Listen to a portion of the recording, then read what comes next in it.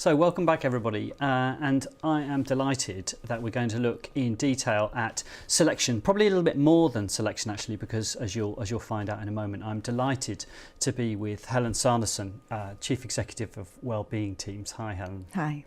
And this session is really going to try and share for our audience some of the really exciting work that you're doing, and in fact it's award-winning, isn't it? So you're very recently 2018 Recruitment Award winners. So perhaps first of all, let's if you will start with Wellbeing Teams themselves. Could you tell us a little bit about that, about them, and then we can dive into some recruitment? Absolutely. So Wellbeing Teams are small neighbourhood teams, so they support a specific geographical area, and they're self-managing teams as well. And at the moment we're supporting people who live at home, who may be older and need a bit of support, but the future is Wellbeing Teams supporting anybody in a particular neighbourhood. So really excited about a different way of supporting people to live well at home and be part of their community.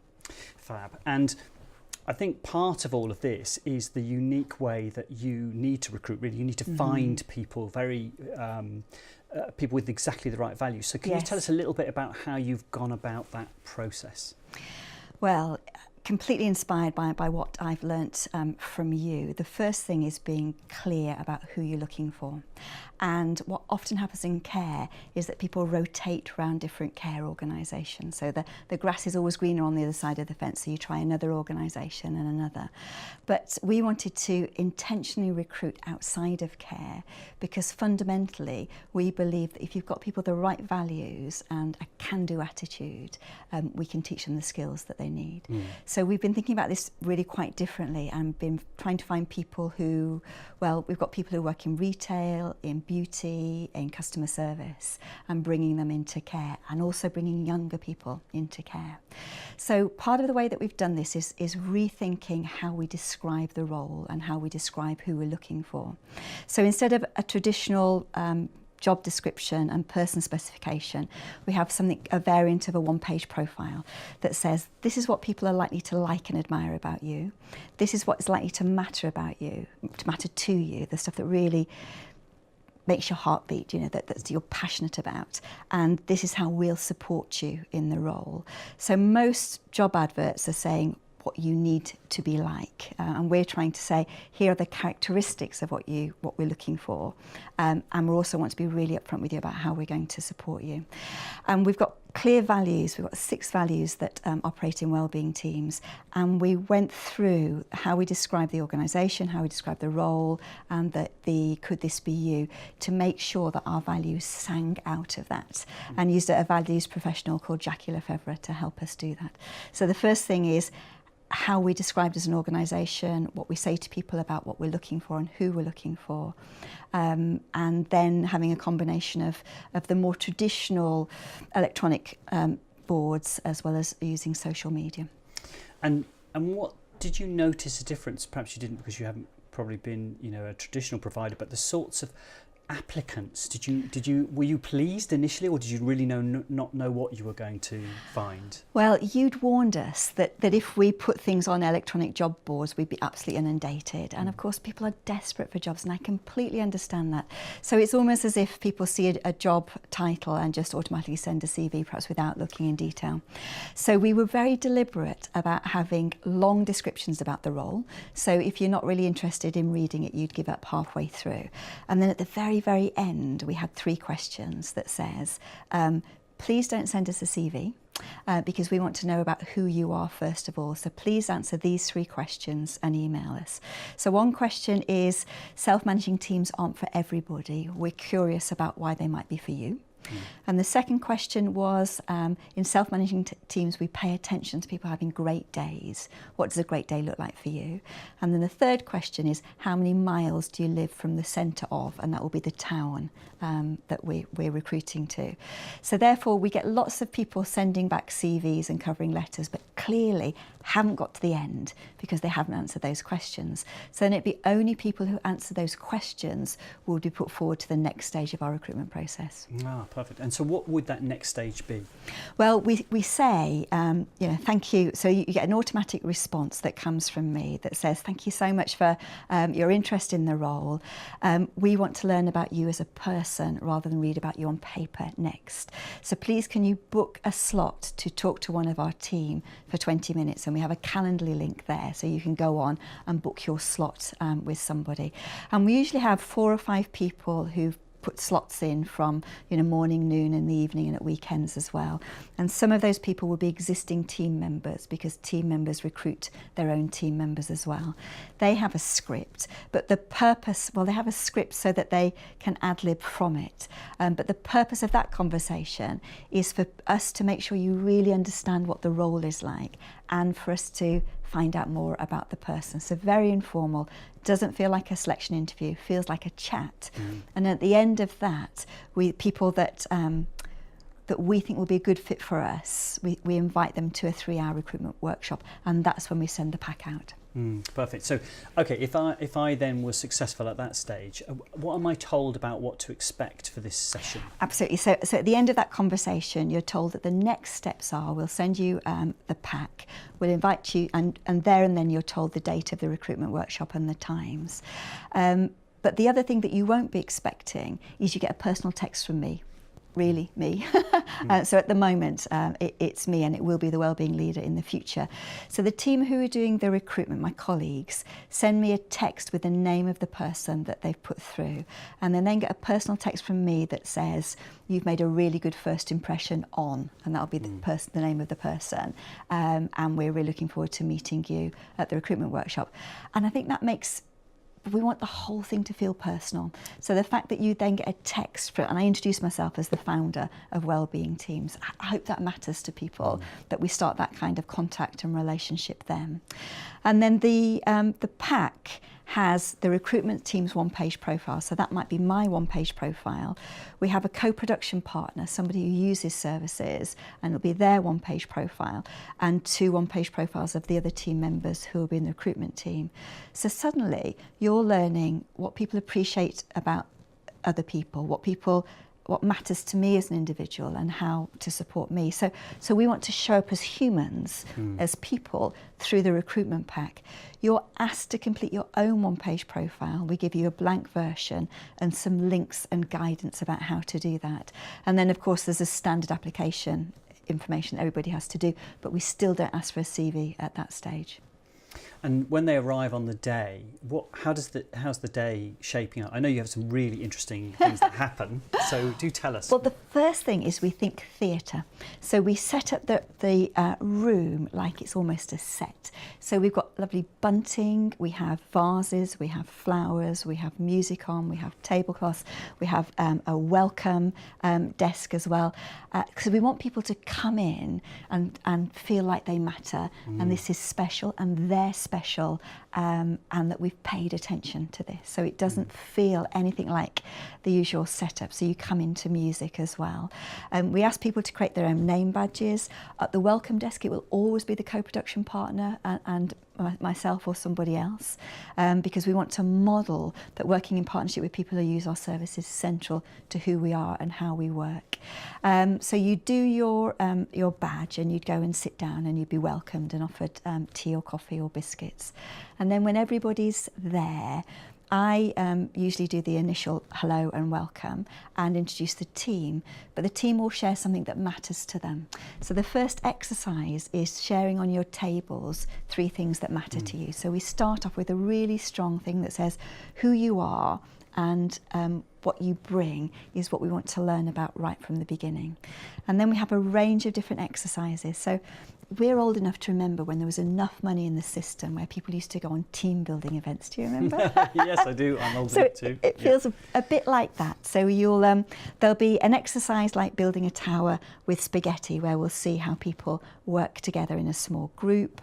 We get people doing massage together, because we figured out that the closest we could find out how people could be compassionate is through compassionate touch. So do you keep eye contact when you're massaging somebody? Are you talking about X, Y, are using it as an opportunity to learn about somebody. So we give people a step-by-step guide and a towel and things. For most people, it's something they've never done before. So how you approach a task that you might feel a bit nervous about and never done before that involves touch tells us a whole load about people. We have values cards. So things like, when was the last time you failed at something and what was that like and what did you learn? Or asking people about how connected they are in their community, or what was the last risk that you took and what was that like? So those kinds of questions. And then later on we have scenario questions, which are the tough things that turn up in the work, so that they're under no illusion about the sort of things that can happen. You arrive at somebody's house, you're arrived at the right time, nobody answers the door, what do you do? So those kinds of questions. What's really funny, well it's not funny, but people think it's strange, is at the end we give people an opportunity to interview me and the other team members, so we completely turn the tables. And in small groups of 2 or 3 people, we say come up with 2 questions that you want to ask the team. Now, usually that's about the role, so it's not usually terms and conditions and things like that, because we've usually covered that, but it might be like, you know, what will the induction be like, and those kinds of questions. However, one group said, if you were a biscuit, what kind of biscuit would you be? Which was really funny. Clearly a ginger nut. But I think just the fact that we turn the tables and they get to ask us questions, I think is significant. Yeah. They have no idea when they come in what the day is going to be like, what the 3 hours are going to be like. And again, that's intentional. So how you deal with new situations, what it's like when you go into something and you don't know what's going to happen, how much do you interact, you know, with other people. So we learn a lot. The team all have cards with each person's name and the different activities and scoring, and we'll be going around and eavesdropping and scoring. Of course, that includes our co-production partner. And the other thing we do is how do you make your selection process as close to the real job as possible? So we do that with scenario cards and touch, because it's personal care. But we also have our initial conversation paperwork, and we get people in pairs to ask one of the recruitment team the kind of conversation and questions where we find out what matters to people. So if you're leaning forward and doing it like an interview like that, we know you haven't quite got this. But then perhaps the scariest thing that we do is then say, we now want you to give feedback to the person who's been asking those questions. So somebody else who's in the recruitment process that you're in a pair with, both asking questions, we want you to give them feedback about their performance. And we're so rubbish about that at work. But if you're going to work in a self-managed team, you've got to feel comfortable giving your colleagues feedback, and you've got to see feedback as a gift. So I really clearly say, saying there's nothing you can improve won't help you, because we believe we can always improve, we can always get better, and one of the gifts we can offer each other is giving each other specific feedback about what did I do well and how can I do things even better. It's fabulous. And if I, let's say, wasn't successful, what would my experience be like then? I mean, how does this process end for a candidate, either a success or a rejection? So we tell everybody that they'll get a phone call the next day. And we do that whether you've been successful or not. What they'll get that evening is a survey monkey asking them about their experience. So at that stage, they don't know whether they've been successful or not. And we have 4 questions that says, you know, the first conversation that you had with us. So it probably starts with the advert information, the first conversation that you had with us, the pack and the information you received then, the recruitment workshop experience. How would you rate that out of 10? What worked and didn't work for you about it, and how would you advise that we improve it in the future? So one of the metrics as CEO that I look at a monthly basis is what's our score, because that gives us a percentage obviously out of 100, and I'm looking at that score on a regular basis. So we get evaluated on how we do in our recruitment experience, and that's the best feedback about how we can improve. So that's the very next thing that happens, and then they'll have a conversation with the individual where they'll either be told they're successful or they'll be given feedback. And because you've introduced us to people clues, which has been invaluable in our decision making process, so when you get the application pack, you're also asked to do the people clues assessment.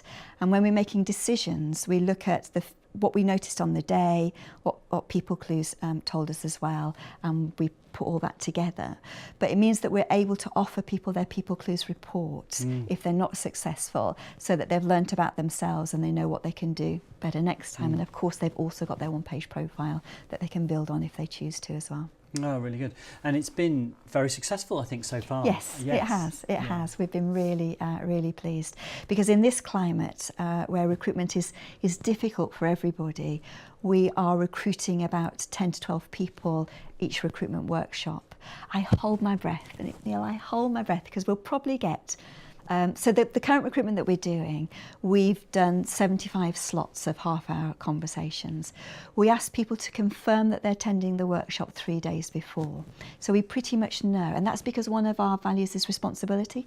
So if you don't take responsibility for confirming that you're attending, you're going to find it hard to live our value. So 3 days before the recruitment, we pretty much know who's coming, and I hold my breath to find out who turns up on the day. Usually we might get about 30 people confirming that they're coming, and we'll probably see 20 or so on the day, and from that we'll probably recruit about 12 people. So we're tracking our stats of how many responses we get, how many of those turn into conversations, how many of those turn into confirmations, and how many of those turn up. And we've noticed an interesting trend: if people haven't done people clues, they don't turn up. So we're paying attention to that as a metric as well. Yeah, so giving them little hurdles is very interesting to see. That's a marker, isn't it? Yes, of completely. Commitment. Yeah. Well, that's fantastic. We could talk for hours on this, and it's been such a pleasure to get an insight on what is, I think, a really innovative way of selecting. And I mean, all of what you do is, we could have done a whole module on it. But thank you so much, Helen, for all your time on this. And I think we're going to put the web address of people of Wellbeing Teams on the screen, and if people are interested in finding out more, they can there. But thank you very much for your time. It's been a pleasure. Thank you very much. Thank you.